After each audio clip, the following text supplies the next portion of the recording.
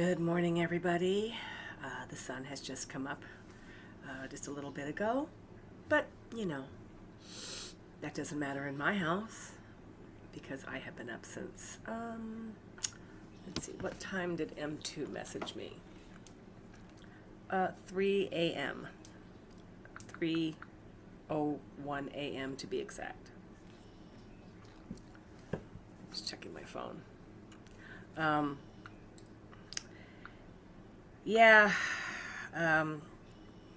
think I'm going to start doing a series of these videos called Another One Bites the Dust, about all the new employees and the hell they put us through. But apparently, an employee that we've only had here a week, now on paper, he was amazing. Interviewing, reference checking, all the things that you do. I'm sorry, I have a headache. That's why I'm talking so low. Can't imagine why. But all the things that you do when you are interviewing for a new employee, everything checked out, everything checked out. So,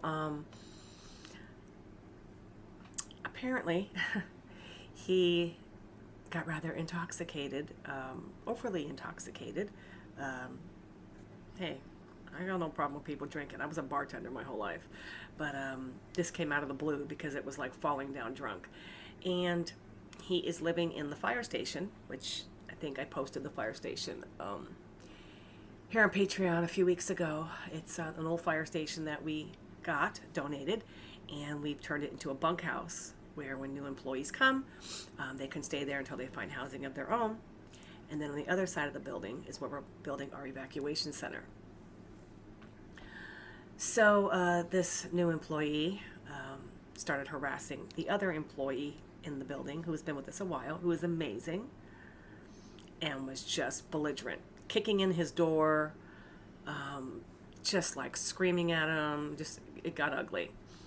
And our existing employee tried to lock himself in his room, and this new employee, we shall call him Mr. Ohio, because that's where he's from. No offense to people from Ohio. Many good people in Ohio. My ex-husband is in prison in Ohio, okay? Oh, my head hurts.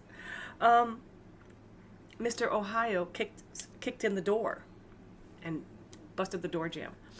So our current employee, who's so sweet, he's so sweet, popped him one just to get him out of his room. Socked him in the face.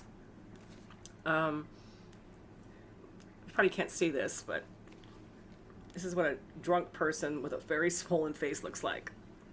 Let's see here. There we go. Yeah.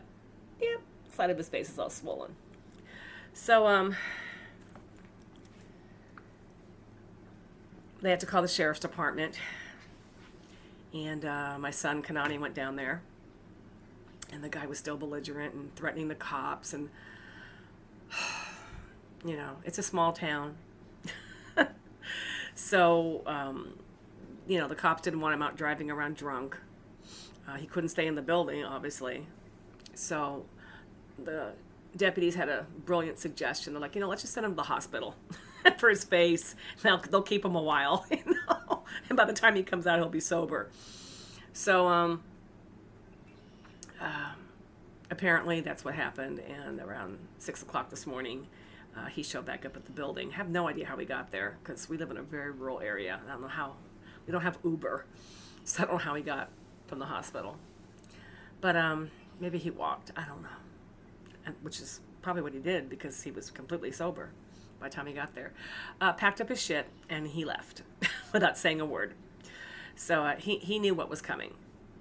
Now, mind you, I tell people when I'm interviewing them, if you have any substance abuse issues, I'm like a fucking bloodhound. I will sniff it out. Tick tock. It's only been not even a week. I didn't have to sniff this one out. He just did it to himself. Now, of course, this is not to be confused with Farmer Boy. That's another employee. but he didn't quite make it to be an official Villalobos employee. Farmer Boy is a young man, at least on paper he was, 20 years old from Pennsylvania, begging, begging, like his life depended on it for the past, probably 2 months for a job with us. And what I thought was so interesting or weird was that he said, "You're my last hope." I'm like, "You're 20. What do you mean we're your last hope? You're 20. And he's talking about how he's 6'2", big dude. I'm a farmer, raised on a farm. I could be an asset to y'all. And I'm like, "You're a big, strong young man. What do you mean?" And I asked him, "What do you mean by we're your last hope?" And he came back with, and this is all on email. "I've just been looking for a job. I can't find one." And I'm like, "Really?" Because I see help wanted everywhere. Like the whole thing is that nobody can get anybody to work. So there's help wanted signs. Chick-fil-A pays $19 an hour to start. So I just, I'm like, okay, let me follow through with this. And it's been one of those mornings. He tells me to call him at a certain time, and I do. Doesn't answer his phone. So I email him, "Hey dude, just tried to call you." Writes back, oh my god, I stepped out for a minute. Here, call me back right now." I'm like, no. Tia Torres only gives one shot. So I kicked him to the curb, and he just kept emailing, and he kept emailing, and he kept emailing. So I'm like, okay, I'm going to give you one last chance. I'm not wasting any more time on you. And again, this is another guy who checked out. We checked like criminal records, and not that we care about that really, but nothing came up. I'm not wasting any more time. Here's the deal. Put your money where your mouth is. You come out here, because he wanted to work in New Orleans. I said, you come out here to Assumption Parish where I can watch you. You come volunteer for a week, no pay. If you work out, I'll hire you. Get your ass out here. So he writes back, oh my god, thank you so much. I'm going to book a flight. I can be out there like in a month. I'm like, a month? You said you were desperate. I said, no. Either you get out here this weekend or that's it.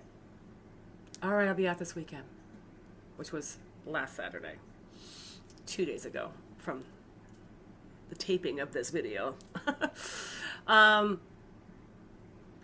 And he tells me I'll arrive at the airport here in New Orleans at 11:30 at night. I'm like, you ain't showing up out here around midnight. I said, no. You can stay your ass in New Orleans until you find a way to get out here, but you ain't, and we ain't picking you up either. Oh, I expect you're not. No, we're not fucking Uber. So he tells me I've got it all worked out. I'm going to get an Uber. I'm like, how are you going to get an Uber to come out here? We're like 2 hours away from New Orleans, and it's such a rural area. But you know what, dude? Whatever. Give him the address to the fire station.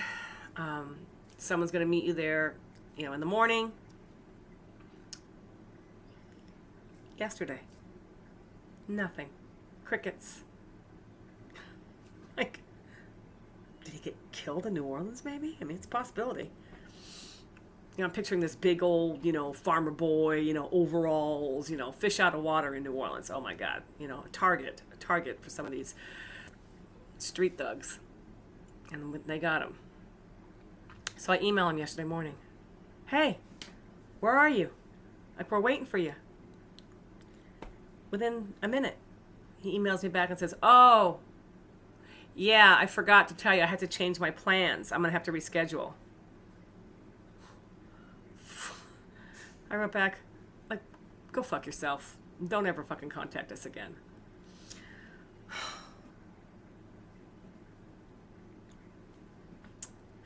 Another one bites the dust. Another two bites the dust. So if you know any non-crazy, reliable dog-loving people, send them my way. I don't even care if they're serial killers at this point. As long as they're not crazy. I know it sounds. This is what I'm getting to now on your application. Oh, you were in for murder. okay, you're hired. You know, as long as you don't bring your baggage with you and you don't rely on drugs or alcohol to get through your day, like, and you love dogs and you're not drama, you know, send them our way. Anyways, it's still morning. That's why it's quiet. I just fed the dogs. So, let's see what the day brings. All right, you guys. So this is my first episode to my new series, Another One Bites the Dust. It's too early to be singing. See y'all later.